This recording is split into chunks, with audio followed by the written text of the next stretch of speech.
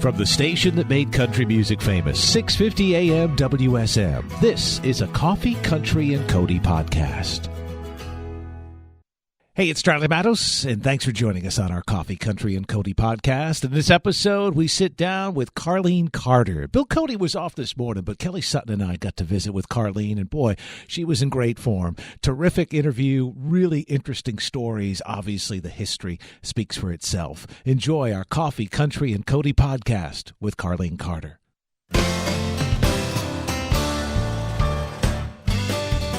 This is WSM's Coffee, Country, and Cody.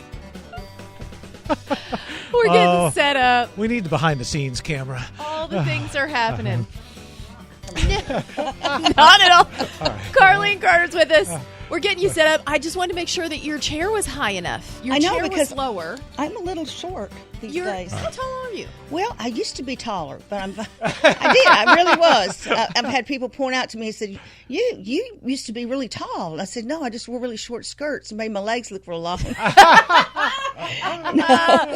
I'll take that. Yeah, so anyway, I think I'm 5'3" now. Okay, that's me. I'm 5'3", but I always have on heels. So people I have them on assume today because I'm out, and that's why I'm teetering around. So we're just happy to have you. How you doing? Good. You're good. Yeah. You just came back off a cruise. Off the Outlaw Country Cruise, which we had a big time. It was Emmy Lou and the Hot Band reunion, and Rodney Crowell and Shannon McNally, Asleep at the Wheel, Lucinda Williams, Steve Earle, myself, Elizabeth Cook. There's a whole bunch of us. We had such a good time. Wow. We really did. So getting on the cruise ship, let's talk a little bit about that, because you've done these in the past. Yes. And I said, what was it like getting back out on the cruise? And you started to tell me a story, and I've got to hear it. I said, wait, we got to save this one for the air. So you're going to the Outlaw cruise. Was it obviously coming out of Florida? We were flying out of Nashville to Miami, and then we were going to spend the night there and then get on the cruise ship the next day. Sure. Well, we got on the plane, and I immediately fall asleep. I get on the airplane, I was going, it's my happy place. And I just get up against the window, and there I'm gone.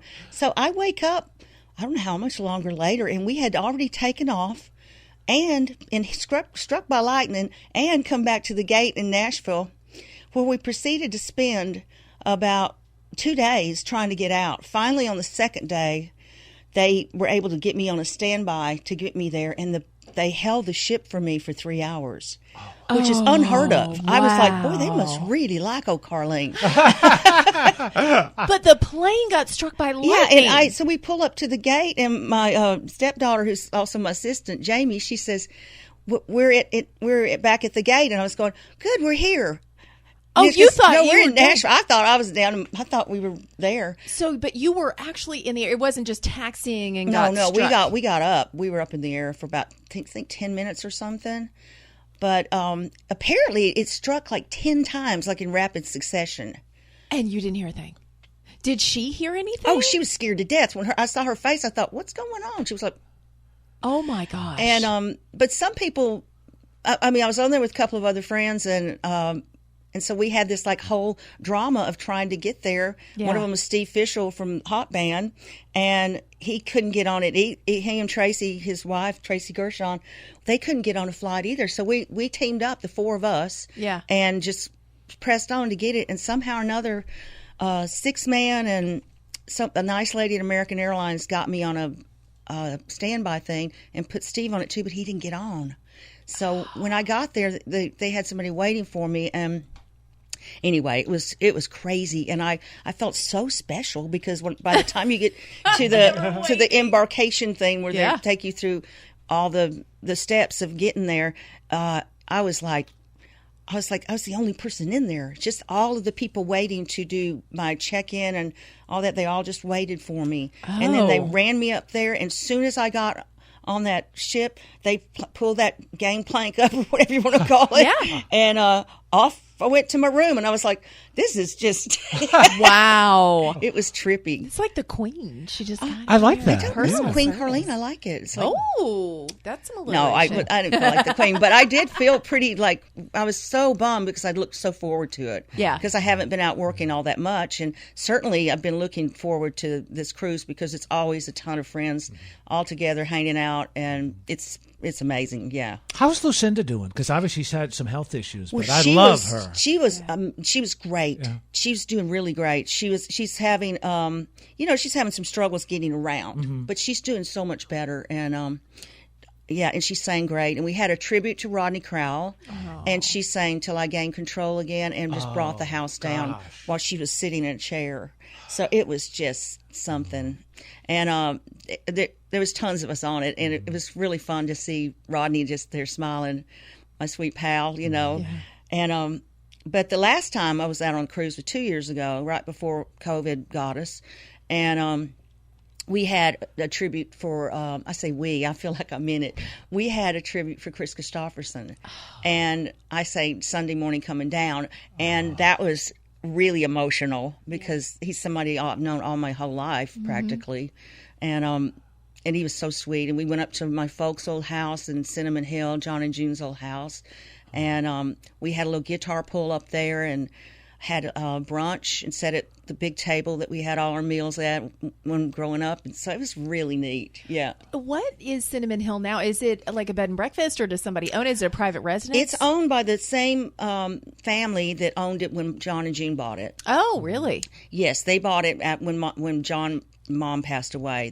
They rebought it, and so it's still exactly the same. It still has some of my mom's clothes and a lot of John's stuff. Really? All their personal things are still there, and so they have tours. You can go on a tour through it, and I think they will lease it out for vacations and stuff.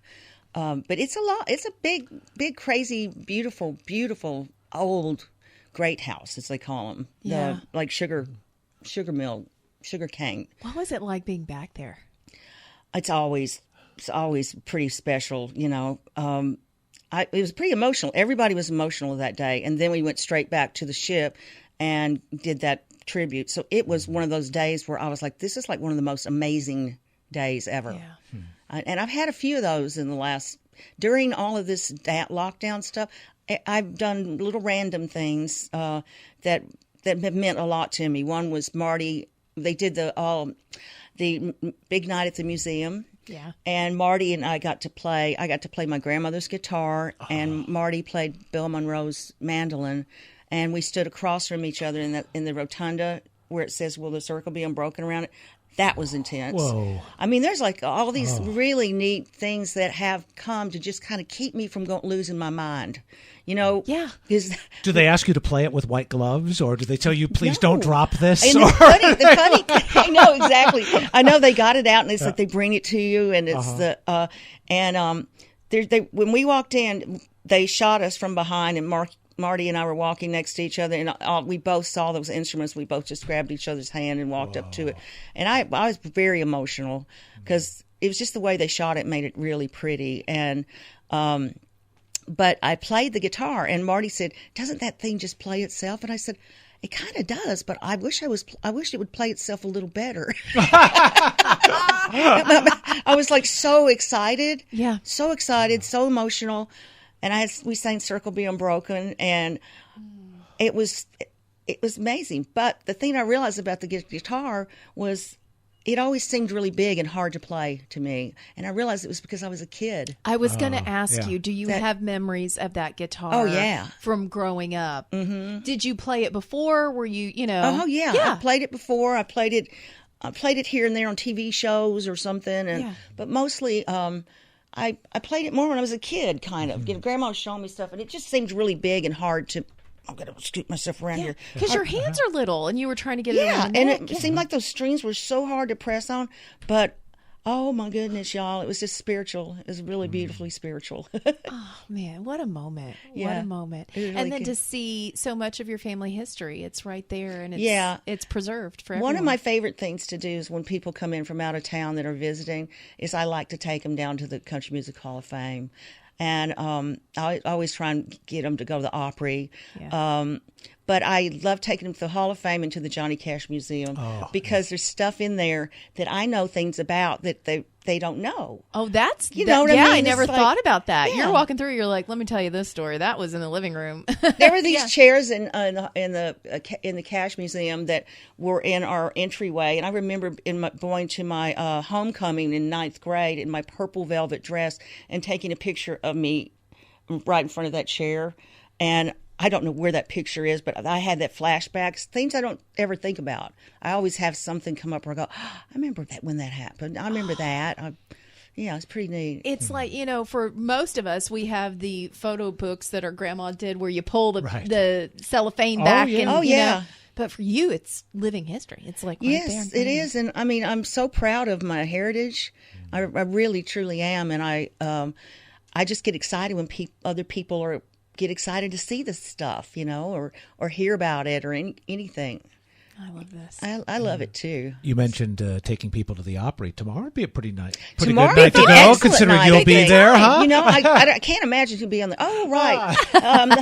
Well, I do know some of them. I know Asleep at the Wheel are on. Yep. And Lauren Elaine is going to be there as well. Okay. She's the newest member of the Opry. Okay, so, cool. Yep. So. And American Aquarium. Yep.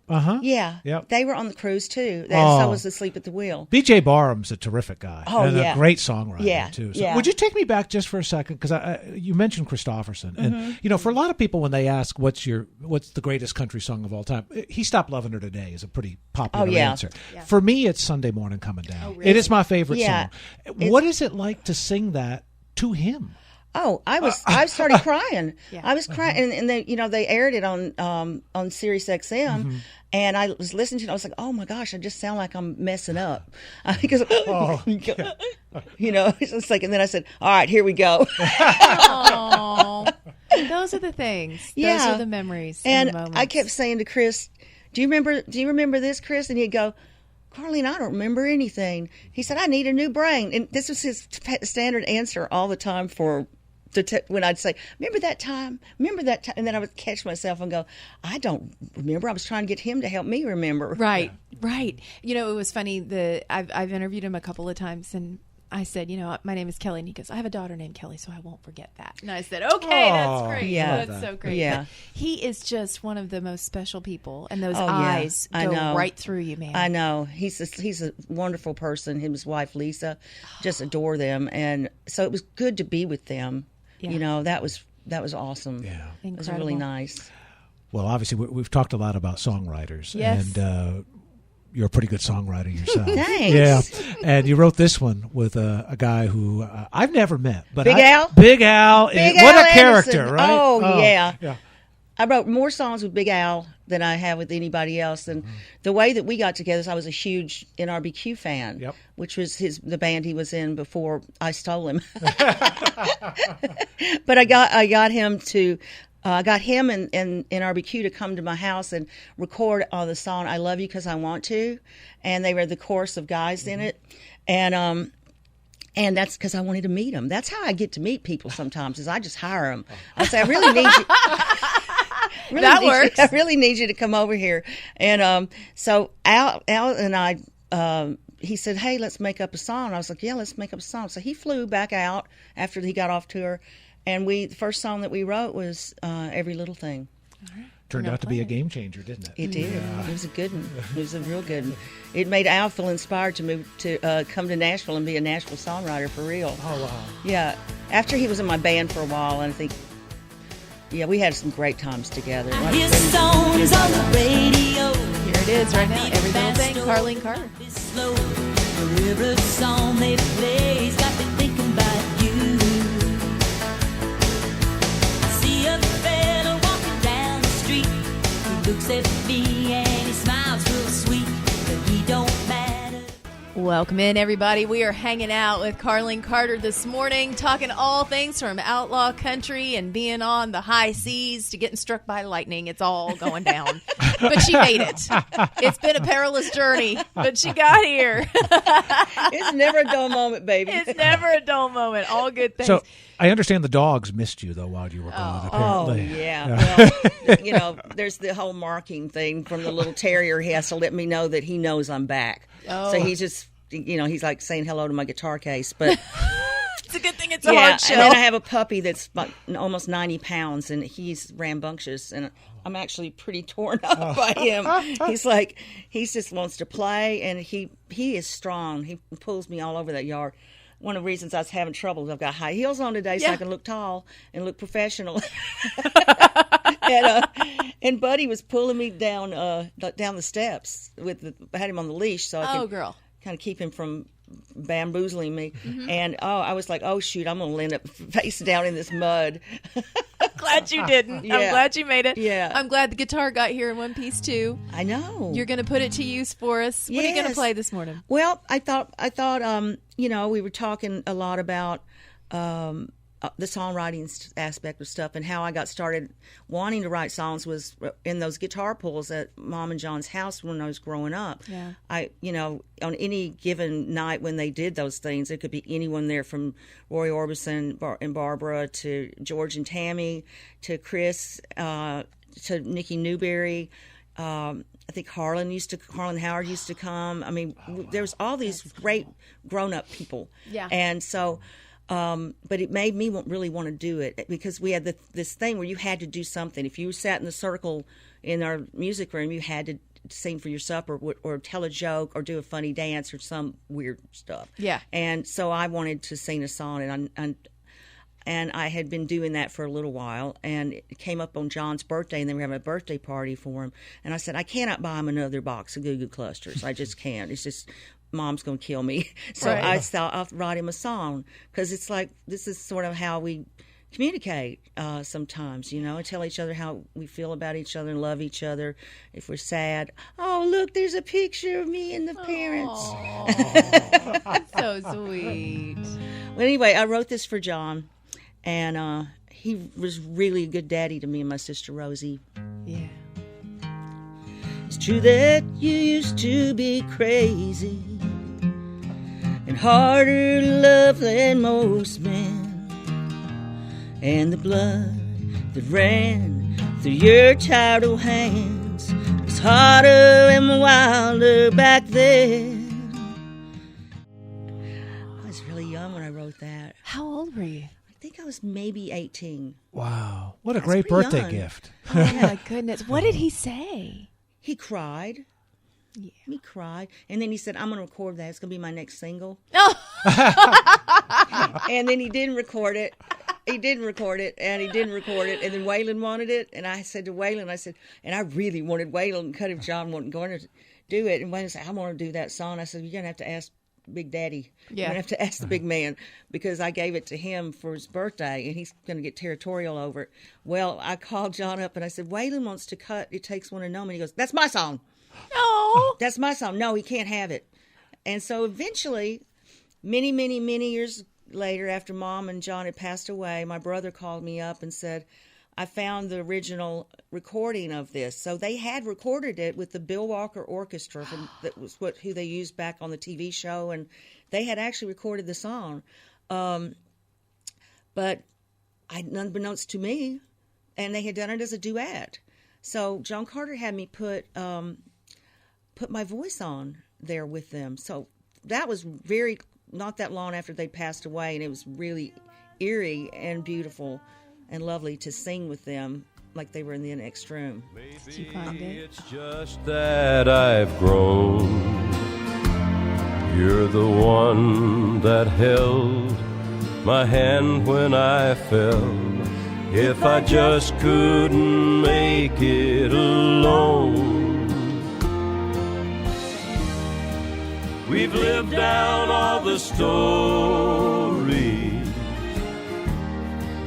sang all the old songs.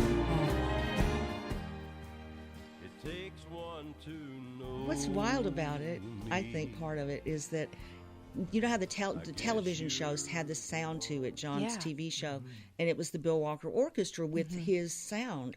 So when you hear that, it takes me back to that. In fact, I just got cold chills.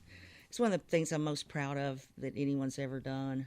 That's so great. Sing my song, him sing it. So they recorded it, and you had no idea. It was just sitting in the vault, and John Carter found it. And John found in the vault, he found my original demo of it that I recorded there at the studio in House of Cash. And he said, your little voice was just so sweet. And, you know, I had not come into my own abundant personality yet. I think I had it, but I was very reserved. I was taking myself extremely serious back then. Oh, what a great in a good way. song. And what an incredible present that you gave him. That's amazing. He gave me back a present by singing it. Sure did. Mm-hmm. That's incredible. Okay, so tomorrow night, Opry. Tomorrow night, be there, be square. Everybody. I'm going to have my band with me, the Lucky Ones, which is really fun. Plus, you know, hopefully some of the other guys in the Opry band's going to step in there and help us out. So I'm going to play my auto harp. Oh, cool. I'm going to rock like hell with my auto harp. All right, guys, it's happening tomorrow night. Carlene Carter, thank you so much. It's so good to see you. Thank you. So good to see you, honey. We'll be back right after this.